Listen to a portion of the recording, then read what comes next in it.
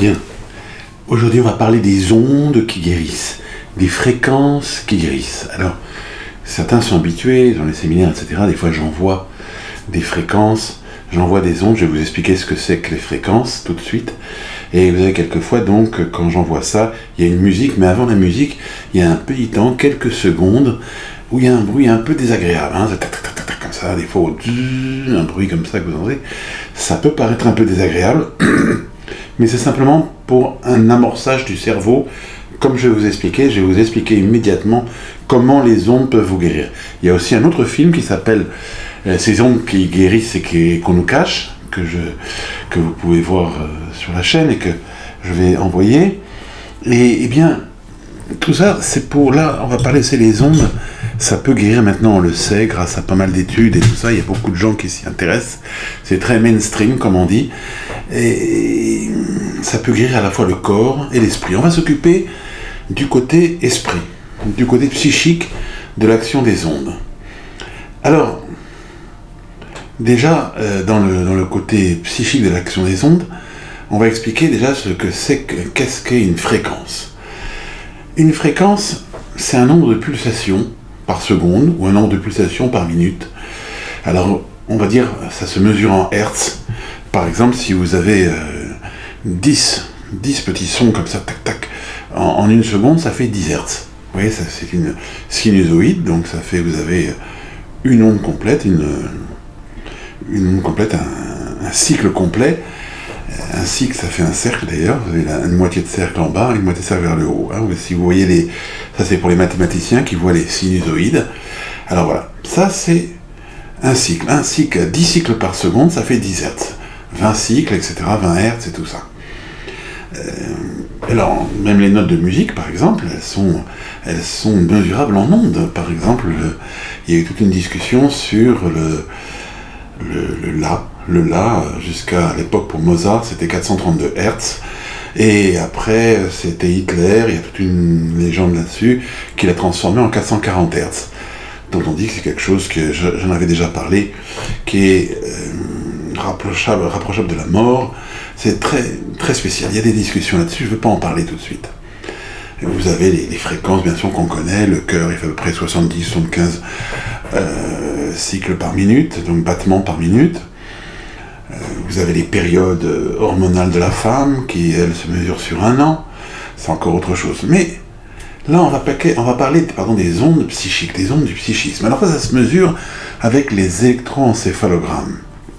C'est-à-dire que à l'électroencéphalogramme, on peut savoir quelle vitesse fonctionne votre cerveau. D'ailleurs, il y a des zones du cerveau qui, entre elles, peuvent fonctionner des vitesses différentes. C'est là-dessus qu'on parle, c'est de ça dont on parle très souvent pour les enfants hyperactifs. Mais on ne va pas parler de ça. On va parler grossièrement, je vais parler de quelques sortes d'ondes. Vous avez des ondes alpha et des ondes bêta, par exemple. Eh bien, lorsque on fait un travail sur le psychisme, ce sont deux ondes essentielles. Je vais vous expliquer pourquoi. L'alpha, c'est l'onde que tout le monde préfère, c'est être zen, être bien. Donc, en alpha, on est théoriquement bien. Ça peut présenter un danger, comme on verra, mais je vais vous l'expliquer tout de suite. En bêta, là, on monte plus dans de la concentration, plus dans de l'attention. Le cerveau fonctionne plus vite. D'ailleurs, là où il y a des petits dangers, vous allez me dire pourquoi on doit fonctionner vite, on fonctionne en alpha. On doit avoir des fois un fonctionnement en alpha, des fois on est fonctionnant en bêta, des fois autrement. Lorsqu'on dort, on descend vers le θ, etc. Mais parlons de l'alpha et du bêta, seulement comme ça on va être très simple. Hein.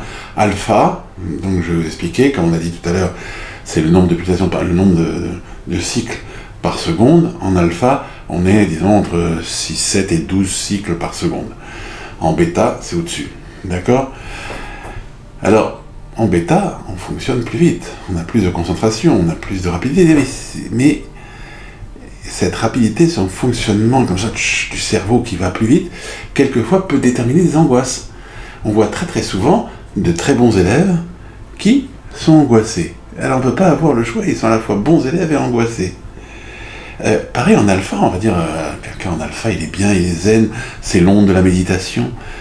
Mais quelquefois, lorsque des gens sentent des des espèces d'émotions exacerbées qu'ils ne comprennent pas, alors qu'ils ne réfléchissent pas, il n'y a pas de pensée qui les gêne, mais d'un coup, ils se sentent pas bien, ou ils se sentent trop bien.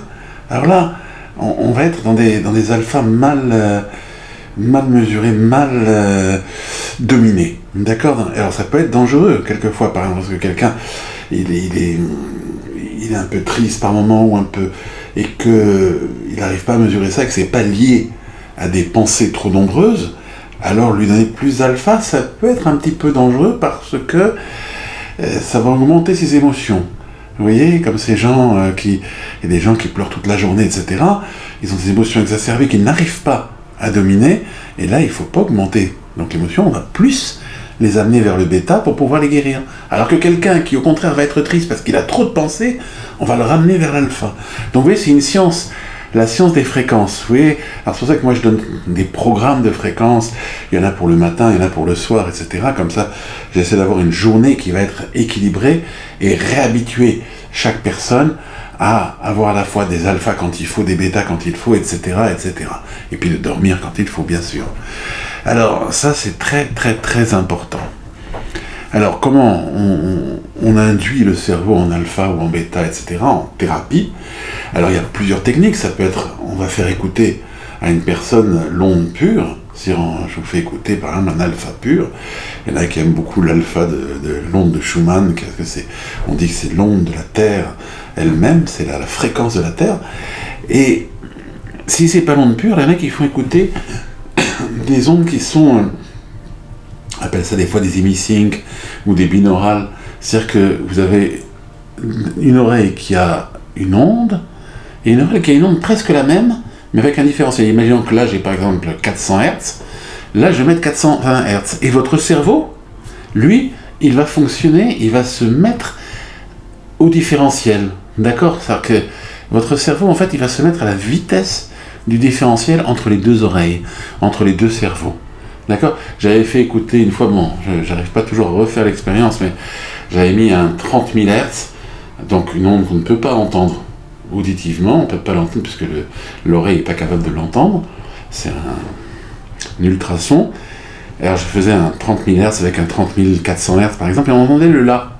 C'est-à-dire que le cerveau, avec deux ultrasons qui étaient inaudibles, arrivait à écouter, à créer un son qui lui est audible. C'est tout à fait étonnant. Moi je ne sais pas si je suis arrivé à bien m'exprimer, mais il y a une façon donc de faire écouter les sons qui fait que on va avoir une influence sur le cerveau, on va amener le cerveau dans l'endroit où on veut. Alors c'est ça les thérapies par les fréquences dans le domaine de psychothérapie, dans la psychothérapie.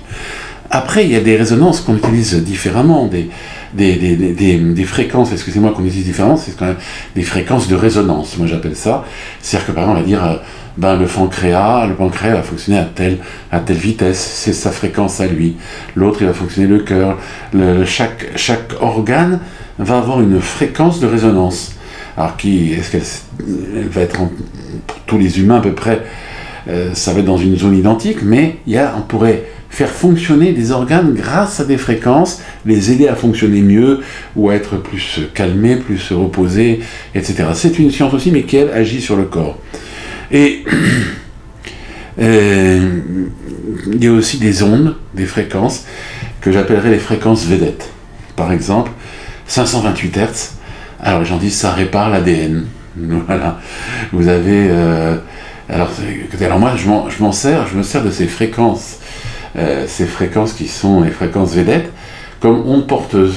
Comme je l'avais expliqué tout à l'heure que si on faisait un différentiel entre là et là, par exemple, moi je vais utiliser un 528 Hz là, qui va être avec un petit peu un autre proche du 528 Hz de l'autre côté, et qui va faire qu'on va avoir ce différentiel qui va agir. Mais l'onde porteuse sera l'onde qui sera avec suffisamment avec un effet vedette. Voilà. D'accord, c'est une petite ruse, mais c'est intéressant parce que vous pouvez voir même dans Internet, dans YouTube, il y a beaucoup de fréquences vedettes, comme je les appelle, fréquences stars, qui sont utilisées, 528 Hz, 639, etc. Et il y a des fréquences de résonance avec les chakras, dans ceux qui utilisent les sciences de l'Inde, les sciences médicales de l'Inde, les fréquences avec les organes, les fréquences même pour certaines pathologies, etc. Mais, en tout cas, les fréquences qu'on peut utiliser, sur lesquelles on peut vraiment jouer, avoir une influence facile et qui est efficace, c'est celles qui sont, que l'on peut mesurer avec l'électroencéphalogramme, et on va les réutiliser, celles qu'on connaît avec l'électroencéphalogramme, et qu'on va réutiliser. Par exemple, moi j'avais eu une patiente qui n'arrivait plus à lire. Elle me dit, j'arrive pas, je me mets devant le livre et je ne suis pas concentré.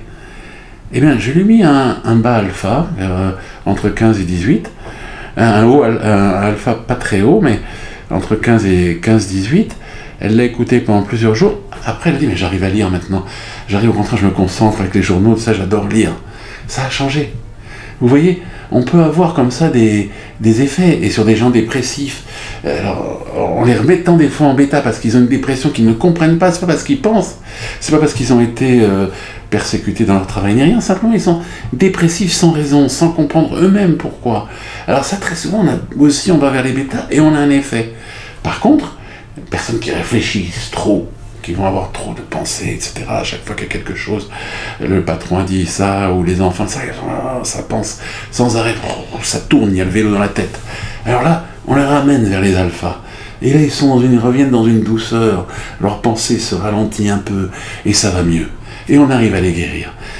Et donc, après, il y a les programmes de différentes fréquences, où, si vous voulez, il y a des moments de la journée, on va réhabituer au bêta, puis après on remet dans les alphas. Comme ça, les gens s'habituent, parce que dans une vie, dans une journée, on ne doit pas être tout le temps en alpha, ou tout le temps en bêta, ou tout le temps dans d'autres domaines. Quand on dort, on va encore beaucoup plus bas, les fréquences sont beaucoup plus basses, à 4 Hz, des fois, etc. Bon, vous voyez, donc dans une journée, toute la journée, on a des différences de fréquences. Donc, c'est réapprendre au cerveau à avoir les bonnes fréquences à réutiliser, avoir une souplesse avec les fréquences, comme ça on va arriver à changer. Et si les gens, donc les patients ou les gens qui écoutent les fréquences vont se réhabituer grâce au programme à devenir souple avec les fréquences, à en avoir plusieurs, etc., et à s'assouplir et à avoir les bonnes fréquences qu'il leur faut, eh bien, ils vont d'eux-mêmes guérir et être très très en bonne cohésion avec l'environnement, avec la vie. Ce qui est très important et ce qui va créer une possibilité de bonheur. Voilà. D'accord ? Donc, bonne chance avec les fréquences dans le domaine du psychisme. Tout ça, ça nous est venu grâce aux électroencéphalogrammes, qui sont quand même des outils récents. Mais on peut vérifier les effets grâce à cela. On peut vérifier les effets grâce à plein d'appareils qu'on utilise aujourd'hui, qui mesurent les fréquences du cerveau, qui peuvent mesurer lorsqu'on donne des fréquences à un patient. On peut mesurer dans son cerveau grâce à des électroencéphalos ou à des appareils qu'on met sur le front, qu'on met sur le crâne, qui se servent de l'électroencéphalographie mais de façon plus frustre. On peut vérifier le bon effet. D'ailleurs, ce qu'on appelle les appareils de biofeedback, par exemple, qui sont très très modernes, c'est un apprentissage, si vous voulez, pour se mettre en alpha. Ce que je trouve dommage, c'est que toujours on veut que les gens se mettent en alpha. Le but, c'est pas d'être en alpha, car quelquefois il faut avoir du bêta. Souvent, il faut avoir du bêta, il faut être concentré. S'habituer à être concentré sans avoir d'angoisse, sans avoir de difficultés psychiques, parce que la haute concentration, la haute vitesse, elle amène très souvent des angoisses. Quand vous réfléchissez trop, ça va pas. Même si c'est le fait de réfléchir trop vous amène à être, par exemple, un grand mathématicien. Vous savez, il y a un mathématicien, je crois qu'il s'appelait Nash, je ne me rappelle plus son nom, qui était à la fois un mathématicien extraordinaire, mais que maintenant il n'arrivait plus, il n'était plus du tout en cohésion avec le monde. Il était, je ne sais plus son nom, je dis Nash, mais je ne me rappelle plus. Il avait cette pathologie. Si on lui avait donné des fréquences adéquates, alors peut-être qu'il aurait été un peu moins bon peut-être en maths, mais il aurait été plus heureux. Ça c'est sûr. Et il aurait fallu donc le réhabituer, lui redonner cette souplesse avec les fréquences, et là il aurait guéri, il aurait pu être un bon mathématicien et à la fois quelqu'un d'heureux. Voilà, donc j'espère avoir tout expliqué sur les fréquences. Et comme ça, quand on vous enverra des fréquences, quelles qu'elles soient, ben vous comprendrez à quoi ça sert, surtout pour le psychisme. Alors comme je le dis toujours, cliquez, commentez, ça me fera plaisir, et j'aurai toujours un plaisir à répondre dans le temps, dans la possibilité de temps que j'ai. Voilà, et abonnez-vous à la chaîne YouTube C'est important. Merci beaucoup. Et à bientôt. J'espère, ce sera toujours avec plaisir que j'ai les commentaires ou que je vois que des gens me suivent.